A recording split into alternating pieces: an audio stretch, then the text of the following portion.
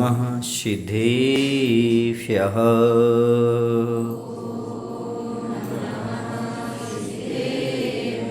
ॐ नमः सिद्धेभ्यः।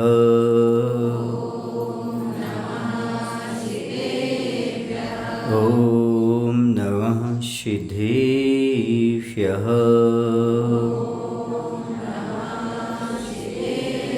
नमः श्रीवर्धमानाय निर्धूतकलिलात्मने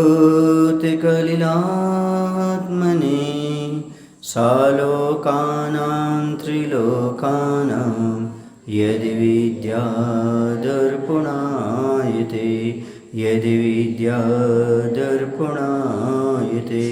बोलिए हिंसा परमो धर्म की, देवादेव श्री पारुषनाथ भगवान की, आचार्य गुरुदेव भगवान श्री विद्यासागर जी महाराज की, आचार्य समय सागर जी महाराज की।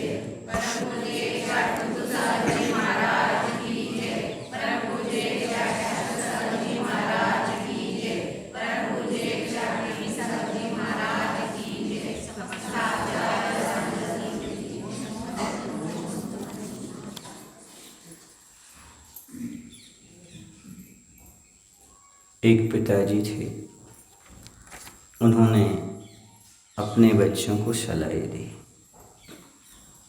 बच्चों हम तुम लोगों को 5 वर्ष का समय देते हैं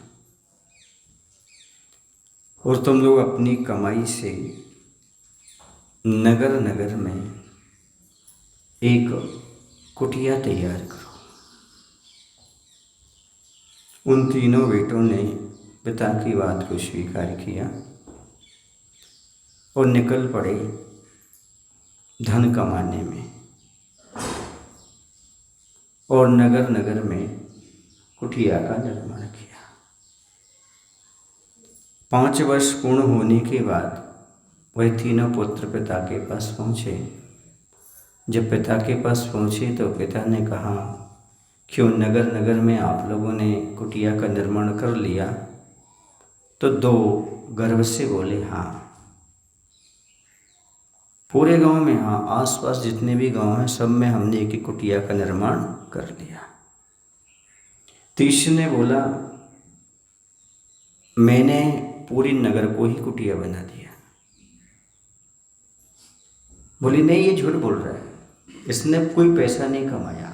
इसने जितना पैसा कमाया परोपकार में लगा दिया, जितना पैसा कमाया दान कर दिया। उसने कहा, जी हाँ, मैंने धन संग्रह नहीं किया, मैंने जन संग्रह किया है। मैंने कोई ऐसा भवन नहीं बनाया, ऐसी कुटिया नहीं जो दिखाई देती हो, लेकिन ऐसी नगर में कोई कुटिया नहीं है जहाँ हमारा स्थान ना हो। यानी घर घर में लोग हमें चाहते हैं, हम जिस घर में चाहें उस घर में वर्षों तक रह सकते हैं। इतनी व्यवहार कुशलता से हमने अपनी वहाँ पर जगह बना करके रखी है। धन संग्रह तो नहीं किया, लेकिन जन संग्रह किया है। मैंने व्यापार तो नहीं किया, पर व्यवहार अच्छे से निभाया है। पिताजी कहते हैं, बेटा यही मैं कहना चाहता था जो तीसरे बेटे ने किया। हमें भवन नहीं बनाना था, कुटिया नहीं बनाना थी, बल्कि हमें इतना अच्छा व्यवहार बनाना था, दुनिया में कहीं भी चला जाए हर कोई व्यक्ति आपको अपना मान कर स्थान देने की बात है।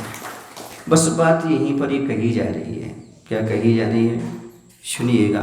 प्रश्न नंबर 467 पर, अब धन संग्रह नहीं जन संग्रह करो। तुमने धन का संग्रह बहुत कर लिया, अब जन का संग्रह करो। और लोभ के वशीभूत हो अंधाधुंध संकलित का समुचित वितरण करो, अन्यथा धनहीनों में चोरी के भाव जागते हैं जागेंगे। अब क्या करो, जो तुमने धन संग्रह किया है उसको तो बांटो, और धन बांटोगे तो लोग आपके अपने बनेंगे, तो जन का संग्रह होगा। जैसे धन का लोभ का त्याग करोगे वैसे जन का संग्रह होगा। आपके साथ कौन है, धन है कि जन है?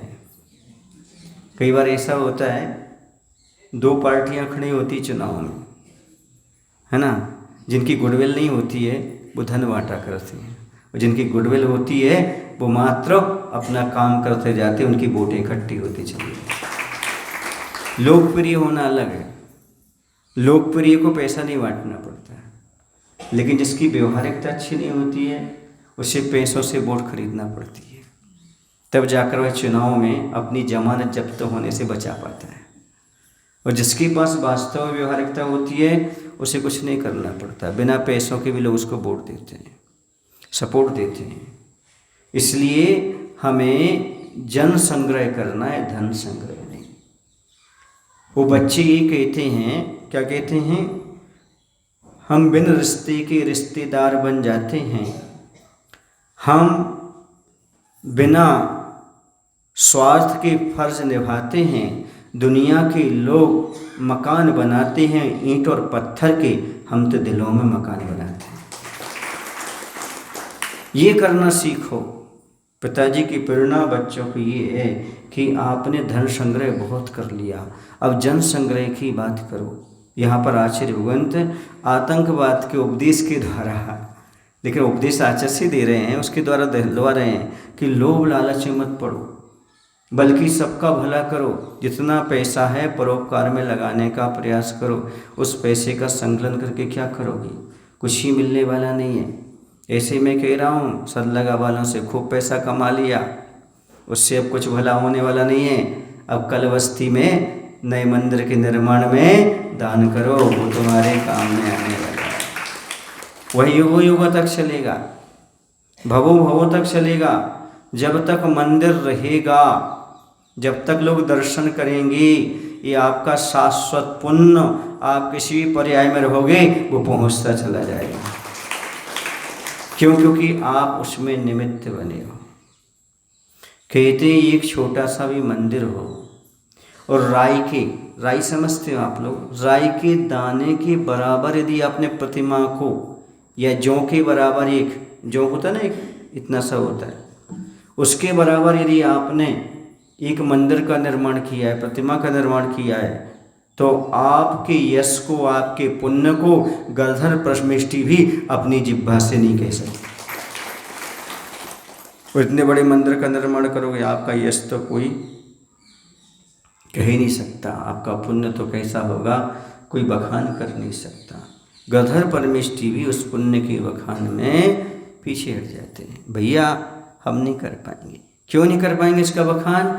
क्योंकि इतना विशेष पुण्य होता है जिनालय के निर्माण में। यदि आपने घर का निर्माण किया तो पाप का बंध, किसका?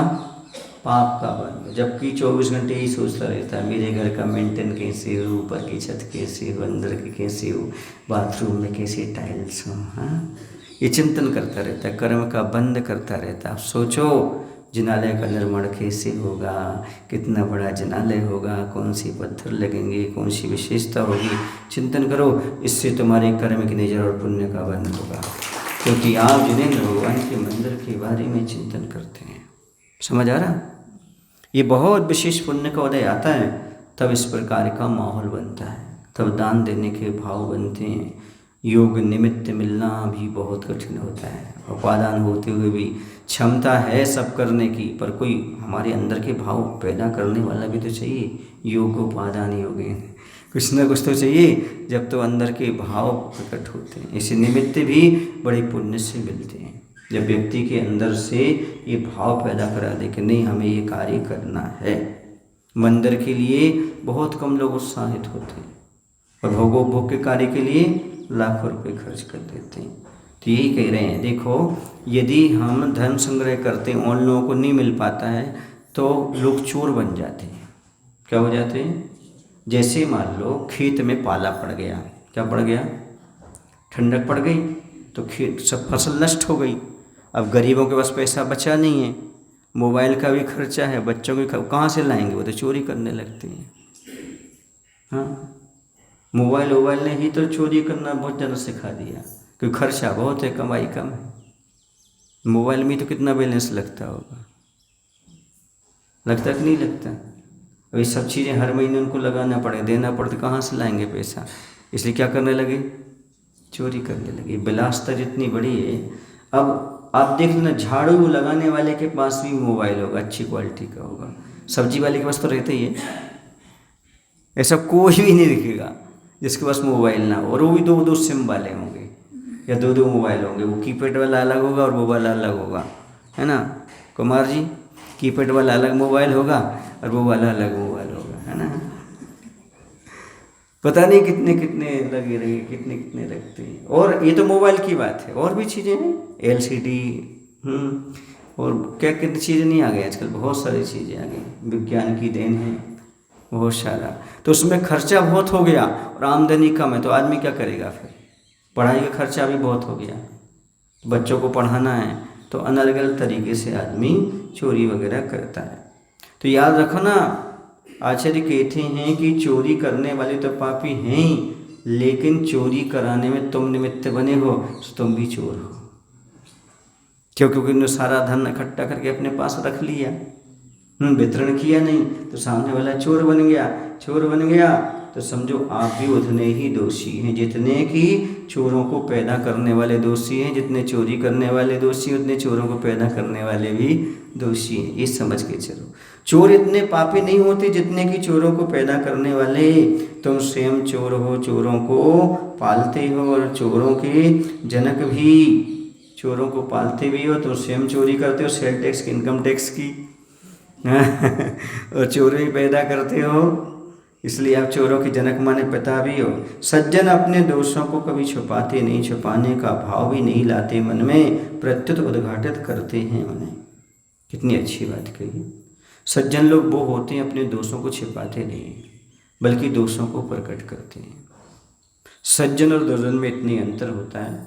दुर्जन वो होता है जो अपने दोषों को छिपा करके आगे बढ़ना चाहता है, और सज्जन वो होता है जो अपने दोषों को मिटा करके आगे बढ़ना चाहता है। ये तो अपने दोषों को छिपाते हो तो समझो दुर्जन हो, और अपने दोषों को मिटाते हो तो समझो सज्जन हो। इसी में ज्ञानी अज्ञानी की परिभाषा हो जाती है। जो दोषों को छिपा के आगे बढ़ते हैं वो अज्ञानी हो जाते हैं, जो दोषों को मिटा के आगे बढ़ते हैं वो ज्ञानी बन जाते हैं। बस यही परिचय है सज्जन का और ज्ञानी का, और यही परिचय है दुर्जन का और अज्ञानी का। आज तक अनादिकाल से हम अपने दोषों को छिपाते रहे, मिटाने का प्रयास नहीं किया। किसी ने बताया भी है तो नहीं मैं ऐसा दोष करते नहीं, मेरे पास ये गलत है ही नहीं। गुरु भी समझाए तो भी नहीं नहीं नहीं नहीं नहीं नहीं नहीं, नहीं मिटता जाता है, बोलता रहता नहीं नहीं मैं नहीं करता ऐसा, इल्ला इल्ला इल्ला मैं नहीं करता, मेरे से नहीं होता, जबकि सारे दोष के कोष भरे रहते हैं। तो अपने दोषों को मिटाना सज्जनता का प्रतीक है, और दोषों को पालना दुर्जनता का प्रतीक है। जो सज्जन होते हैं वो कभी दोषों को अपने छिपा करके नहीं रखते, अपने दोषों को उजागर करते हैं। हाँ मेरे अंदर ये दोष है, मैं ये दोष करता हूँ। और दूसरी बात ये है, कभी कभी अपने जो दोष हैं हम दूसरों पर मर देते हैं।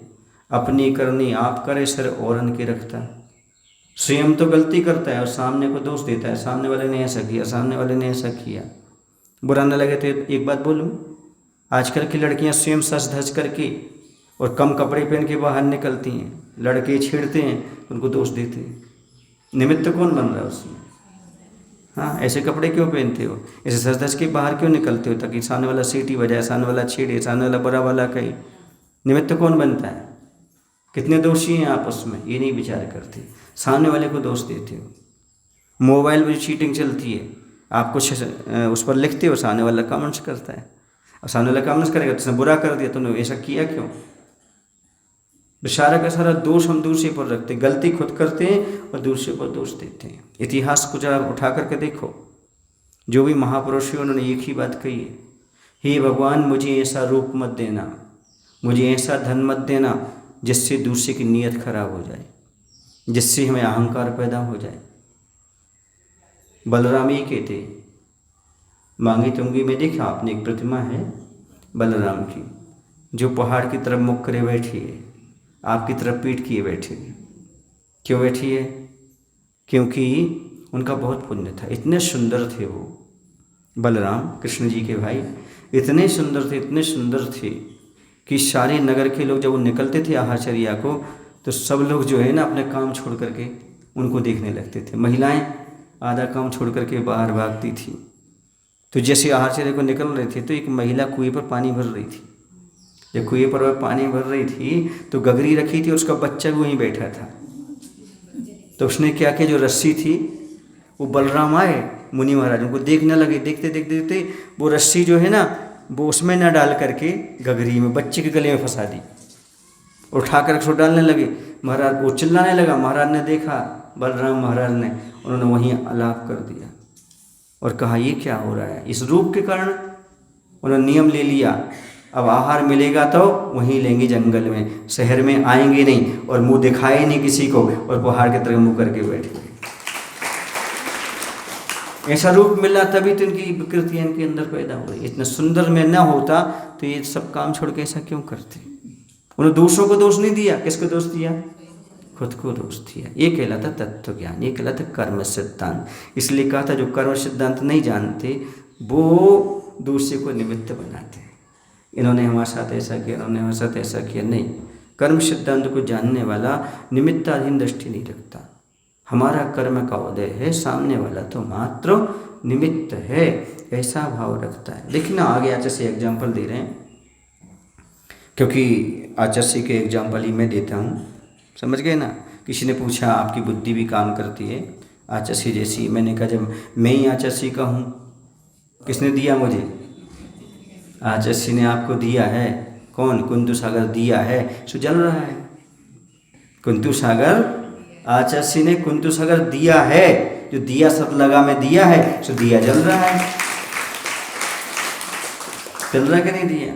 तो जब मैं ही आचार्य का हूँ तो मेरी हर चीज़ किसकी होगी, कौन सी किन की होगी, आचार्य की होगी। समझ गए ना। तो देखो आचार्य उदाहरण दे रहे हैं। रावण ने सीता का हरण किया था, तब सीता ने कहा था यदि मैं इतनी रूपवती नहीं होती रावण का मन कलुषित नहीं होता।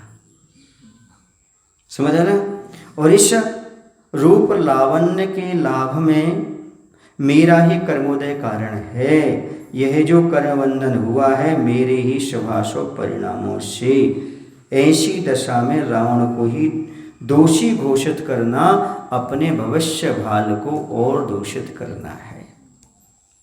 सीता जी का जब हरण हुआ, रावण ने हरण किया, तो उस समय सीता जी विचार करती हैं, चिंतन करती हैं, इसमें रावण का क्या दोष, और किसी को हरण क्यों नहीं किया, मेरी को हरण क्यों किया, क्योंकि मैं इतनी सुंदर थी। यदि मेरा ये रूप इतना सुंदर ना होता उसकी नीयत खराब ना होती।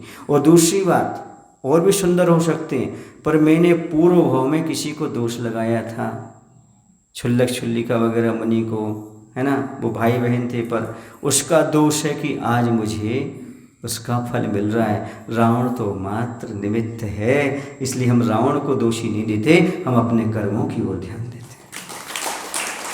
ये भाव उस समय आया किनके अंदर, सीता जी के अंदर। समझ आ रहा आपको। रावण ने सीता का हरण किया, तब सीता जी ने रावण को ही दोषी नहीं माना, बल्कि यह कहा कि यदि मेरी इतनी रूपवती ना होती तो रावण के मन के हरण करने का ये दूषित भाव उत्पन्न ही नहीं होता। मेरे ही शुभाशुभ भावों में जो कर्म बंधा उसी का यह परिणाम है कि मैं ऐसा रूप लावण्य मिला और मेरा हरण हुआ। ऐसी स्थिति में मात्र रावण को ही अपराधी मानना अपने भविष्य को दुखी बनाना है।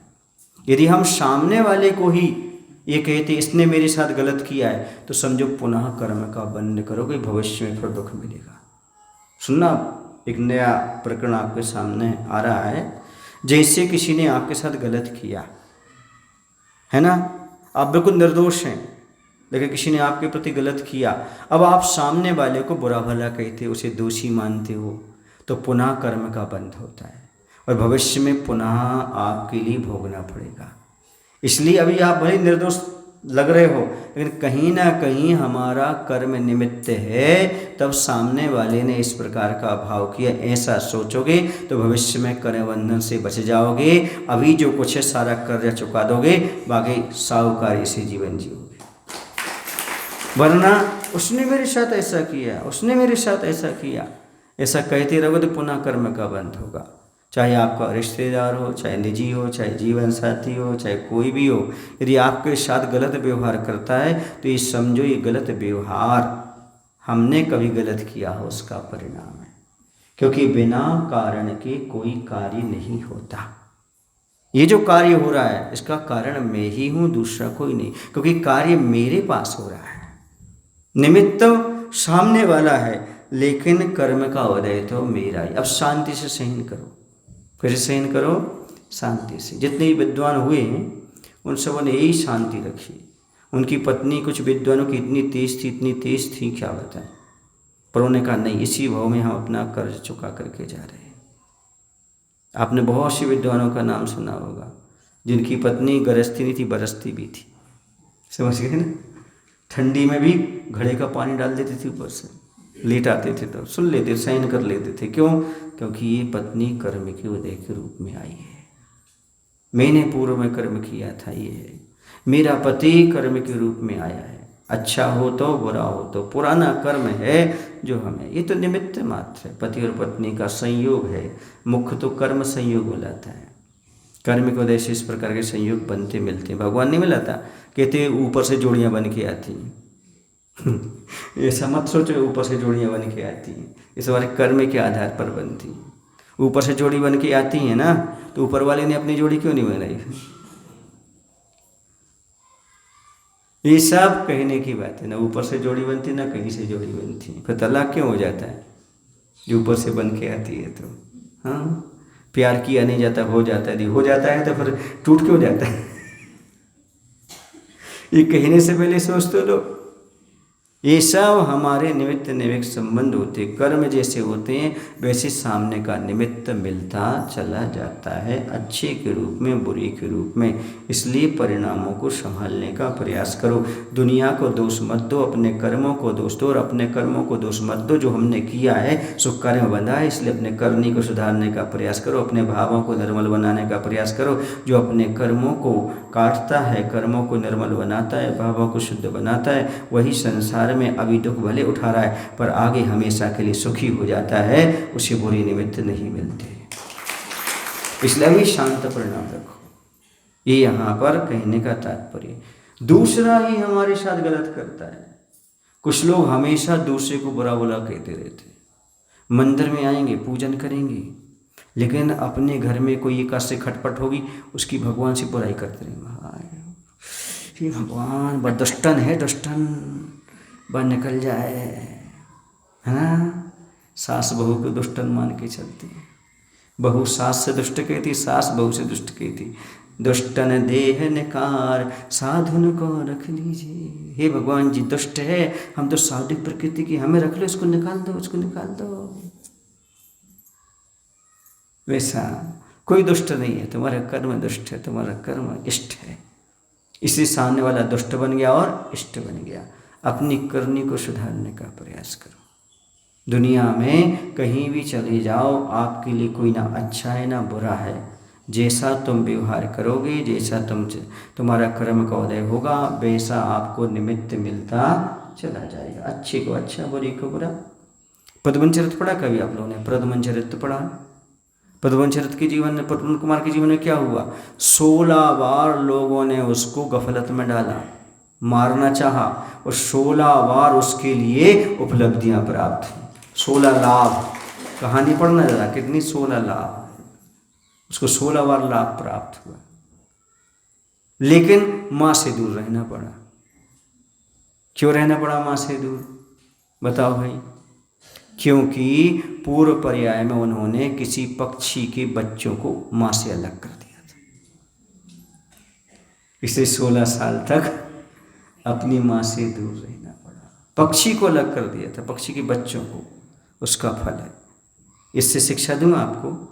इसलिए किसी भी महिला को, उनके बेटे को, अपने पति को और माँ के बेटे को कभी अलग नहीं करना चाहिए। हाँ सही है। यदि तुमने, अब वो तुम्हारा पति हो गया और उसका बेटा है, वो जिंदगी भर साथ में रह रहे थे, तुम आए, 4 साल हुए नहीं और तुम अलग हो गए। माँ को अलग कर दिया और उसके पति को अलग कर दिया, तुम दोनों रह रहे हो, तो ध्यान रखो अगले भाव में क्या होगा। तुम्हारा भी बेटा होगा और जन्मते ही कायर, मिलेगा नहीं तुम्हें ढूंढने से। इसलिए भूल कर भी कभी ये काम मत करना। उस घर में आए हो तो घर में फूट मत डालना, उस घर में अच्छे से रहना और विचार करना। ये तो पिता पुत्र या माँ और पुत्र हैं, हम तो बीच में आए हैं, हमें तो एडजस्ट होकर के रहना है, इनमें फूट नहीं डालना, वरना अगले भाव में हमारा बेटा भी, इसी भाव में हमारा बेटा साथ नहीं देगा। और होता है ऐसा, इसी भाव में ही साथ नहीं देता। क्यों? जब तुमने अपनी सासू की कीमत नहीं की तो वो तुम्हारी कीमत कैसे करेगी? वो बहू भी आएगी। याद रखो, आज जो बहू है ना, कल वो भी सास बनेगी। बोलो ना, बनेगी नहीं? हाँ, तो ध्यान रखो, ये ध्यान रख के अपनी सासू से अच्छा व्यवहार करो। कल मुझे भी सासू बनना है, जैसा मैं अपने सासू से व्यवहार करूँगा वैसे मुझे मेरी बहू व्यवहार करेगी। समझ आ रहा है आपको? जी हाँ, ऐसे सासू भी ऐसे ही व्यवहार करें। कैसा? बहू को बेटी मान करके, वरना ससुराल में बेटी भी परेशान रहेगी। जैसा कर्म करोगे वैसा फल प्राप्त होगा। इसलिए व्यवहार की समीचीनता सीखो। दोषी दूसरों को मत समझो, तो अपने कर्मों को भी दोषी बनाने का प्रयास करो। हमारे कर्म दोषी हैं, और कर्म किसने किए? हमने, इसलिए हम भी दोषी हैं। दल की दमनशील धमकियों से सेठ की सेवा परिवार का दिल हिल उठा। उसके दृढ़ संकल्प का पसीना सा छूट गया। उसकी जिजीविषा बलवती हुई और वह जीवन का अवसान काल में देखकर आत्मसमर्पण के विषय में सोचने को बाध्य होता कि नदी ने कहा, तुरंत उतावली मत करो। अब क्या हुआ?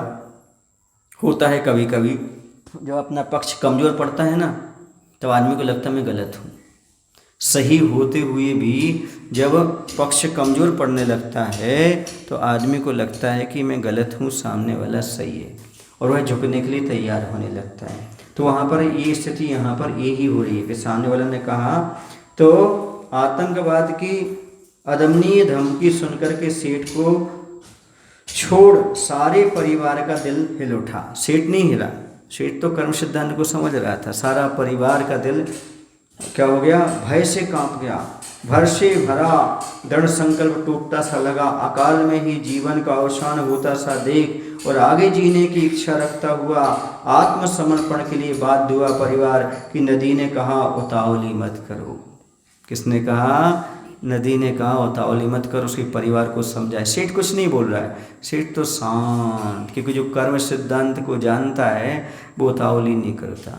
जो कर्म सिद्धांत को समझता है वह समय की प्रतीक्षा करता है। किसकी प्रतीक्षा करता है? मैं किसी को कोई उत्तर नहीं देता, समय से सबको उत्तर मिल जाएगा। याद रखना, साहस और समय वो दवा है जो हर घाव को सुखाने में सक्षम है, हर दुख को दूर करने में सक्षम है। बस साहस रखो, समय की प्रतीक्षा करो। हम साहस नहीं कर पाते, समय की प्रतीक्षा नहीं कर पाते, इसलिए हम उतावली करने लगते हैं, आकुल व्याकुल होने लगते हैं। समय पर छोड़ दो, कुछ चीज़ें समय पर छोड़ दी जाती हैं। समय से सब अच्छा होगा, समय से सब अच्छा होगा। और साहस रखो, जब तक समय नहीं आता तब तक अधीर मत हो, धैर्य धारण करो, समय से सब अच्छा होगा। एक दिन हमने आपको बताया था, फिर से बता देता हूँ। यदि किसी के पैर में हाथ में फ्रैक्चर होता है तो प्लास्टर क्यों बांधा जाता है? प्लास्टर में कोई दवाई होती है क्या? फिर क्यों? नहीं, समय की प्रतीक्षा के लिए। किसके लिए? तुम इसको ज्यों का त्यों रखो, अधीर मत हो। कैसा रखो? वो अपने आप काम करेगा, हड्डी अपने आप जुड़ेगी। तुम्हारे बाहर से कोई प्रयोग करने से हड्डी जुड़ने वाली नहीं, उस समय से जुड़ेगी। बस उसको हिलाओ मत। क्या मत करो? समय की प्रतीक्षा करो, उतावली मत करो। हिलाओ मत मतलब उतावली मत करो। इसको बांध दिया, अब हिलेगा नहीं।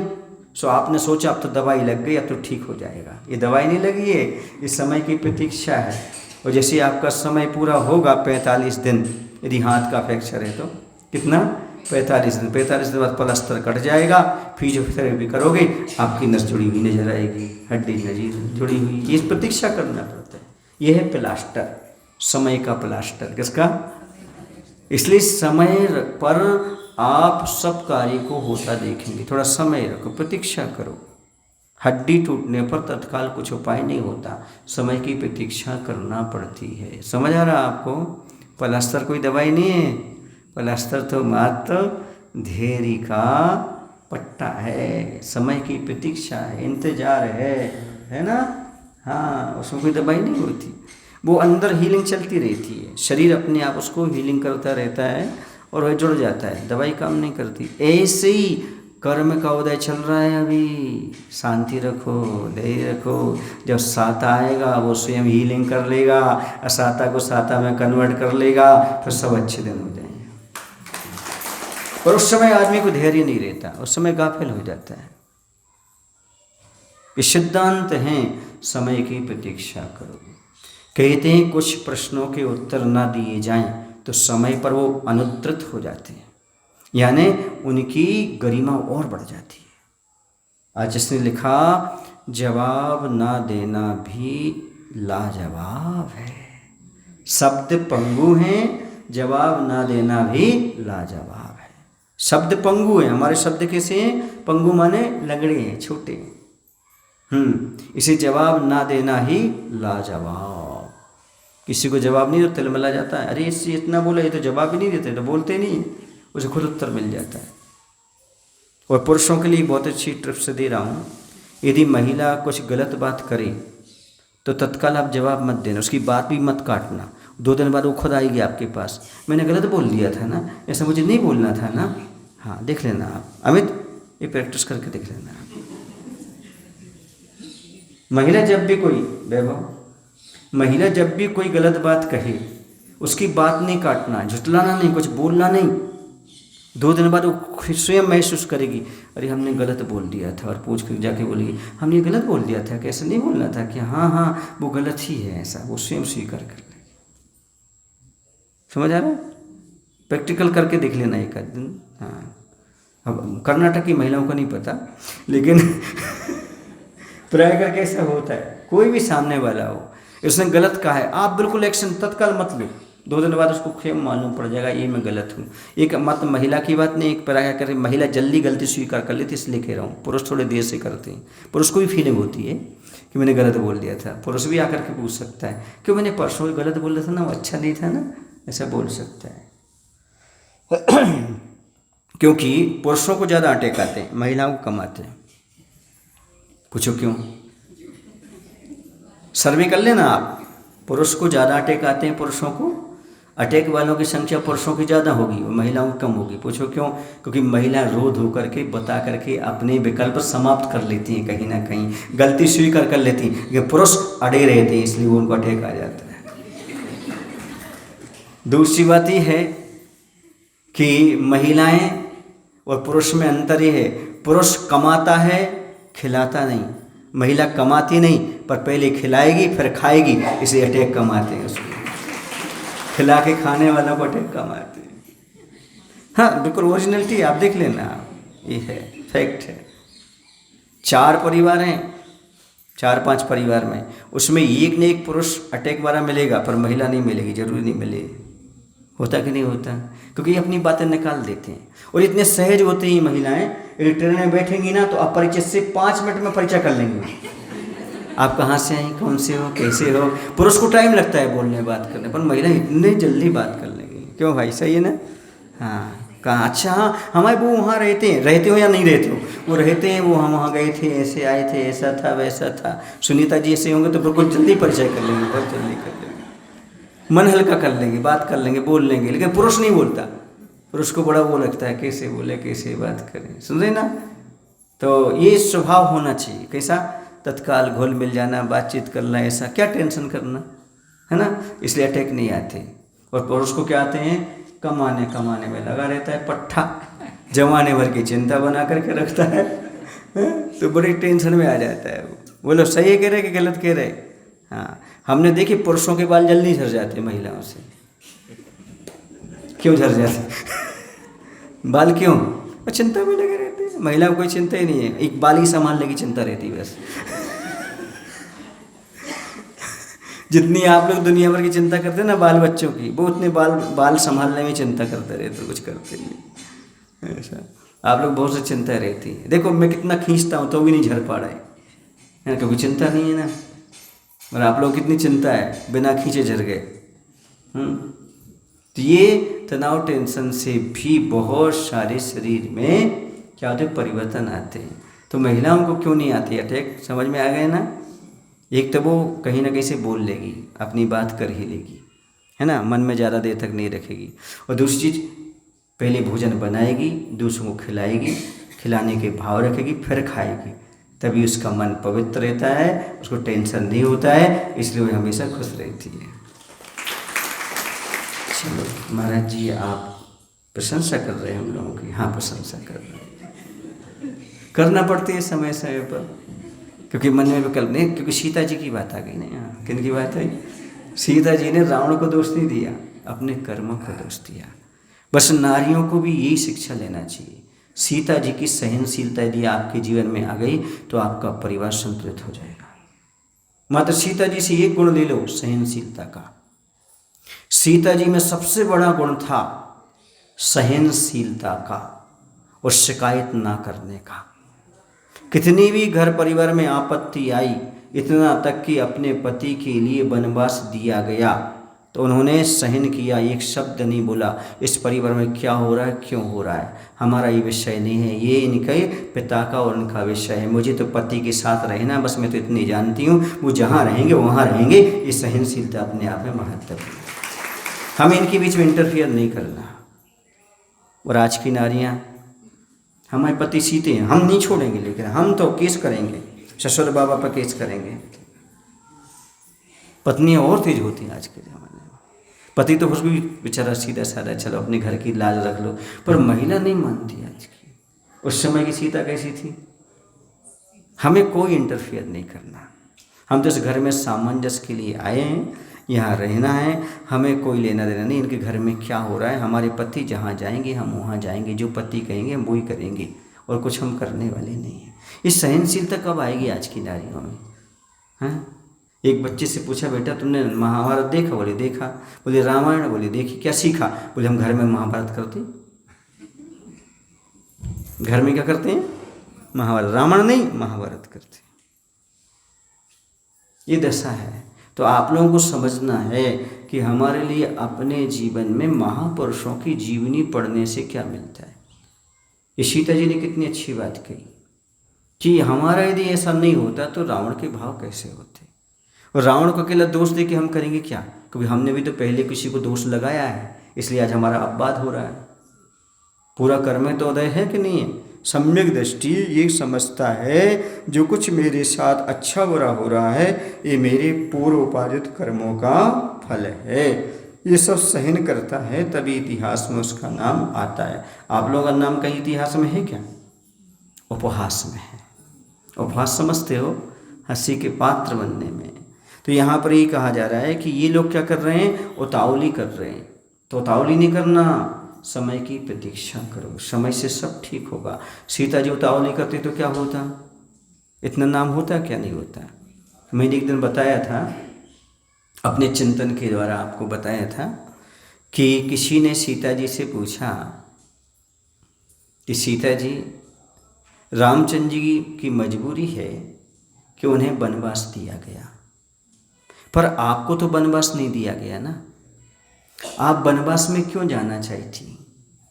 तो उन्होंने जवाब दिया कि सुनो, मेरी शादी अयोध्या से नहीं हुई है, महल से नहीं हुई है, मेरी शादी तो रामचंद्र जी से हुई है, और वो जहाँ रहेंगे वहाँ मैं रहूँगी। समझ आया आपको? हाँ, आज के लोग नहीं, मैं मकान भी लूँगा, ऐसा भी करूँगी, वैसे भी करूँगी, हमें कोर्ट कचहरी जाना पड़ा तो चला जाऊँगा, मेरे ससुर अन्याय कर रहे हैं, मेरी सास अन्याय कर रही है। ऐसे बेचारा पति सीधा साधा है और पत्नी सो उससे कहाँ से मिल रही? पीहर में माँ से। तब तो डटे रहो, बिल्कुल नहीं झुकना, बिल्कुल नहीं झुकना। वहाँ से माँ भी धक्का दे रही है, भैया भी धक्का दे रहा है, हम तुम्हारे साथ हैं, बहन जी संघर्ष करो, हम तुम्हारे साथ हैं।